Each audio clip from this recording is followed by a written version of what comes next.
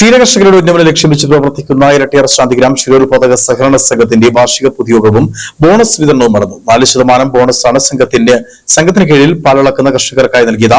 Udumbanchola MLA advocate സേനാപതി വേണുചടങ്ങ് ഉദ്ഘാടനം ചെയ്തു. കാർഷിക മേഖലയുമായി ബന്ധപ്പെട്ട് കിടക്കുന്ന പ്രദേശമാണ് ഇരട്ടിയാർ ശാന്തിഗ്രാം. മേഖലയിൽ നിരവധി ക്ഷീരകർഷകരാണ് ഉള്ളത്. ഇവരുടെ ഉന്നമനം ലക്ഷ്യം വെച്ചാണ് ശാന്തിഗ്രാം ക്ഷീരോത്പാദക സഹകരണ സംഘം പ്രവർത്തിക്കുന്നത്. 120ഓളം പേർ സംഘത്തിന്റെ കീഴിൽ അംഗങ്ങളായി ഉണ്ട്. സംഘത്തിന്റെ ഈ വർഷത്തെ വാർഷിക പൊതുയോഗവും ബോണസ് വിതരണവുമാണ് നടന്നത്. ഓരോ അംഗങ്ങൾക്കും 4% വീതമാണ് ബോണസ് നൽകിയത്. 10 ലക്ഷത്തോളം രൂപയാണ് ഇതിനായി മാറ്റിവെച്ചത്. ഉടുമ്പൻചോല MLA അഡ്വക്കേറ്റ് സേനാപതി വേണു ബോണസ് വിതരണത്തിന്റെ ഉദ്ഘാടനം നിർവഹിച്ചു. ശേഷം സമ്പൂർണമായി ക്ഷീരമേഖല കൊണ്ട് ഇല്ലെങ്കിൽ ആ വ്യവസായം കൊണ്ട് ആ തൊഴിൽ കൊണ്ട് ജീവിച്ച ആളുകളാണ്.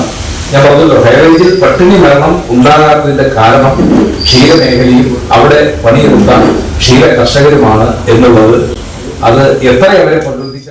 ജില്ലയിലെ മികച്ച ക്ഷീരസംഘങ്ങളിൽ ഒന്നാണ് ഇത്. മിൽമയുടെ മികച്ച ക്ഷീരസംഘം അവാർഡ് 8 തവണ കരസ്ഥമാക്കി. ഇതോടൊപ്പം സർക്കാരിന്റെയും മിൽമയുടെയും ആനുകൂല്യം മുഴുവൻ അംഗങ്ങൾക്ക് നേടിക്കൊടുക്കുവാൻ സംഘത്തിന് സാധിച്ചിട്ടുണ്ട്. കൂടാതെ പാലിന് മികച്ച വിലയും നൽകുന്നുണ്ട്. ക്ഷീരകർഷകരുടെ ഉന്നമനത്തിന് വേണ്ട വിവിധതരം പ്രവർത്തനങ്ങൾ സംഘത്തിന്റെ നേതൃത്വത്തിൽ നടത്തി വരുന്നുമുണ്ട്. യോഗത്തിൽ സംഘം പ്രസിഡന്റ് ജോസൂട്ടി അരിപ്പറമ്പിൽ അധ്യക്ഷനായിരുന്നു.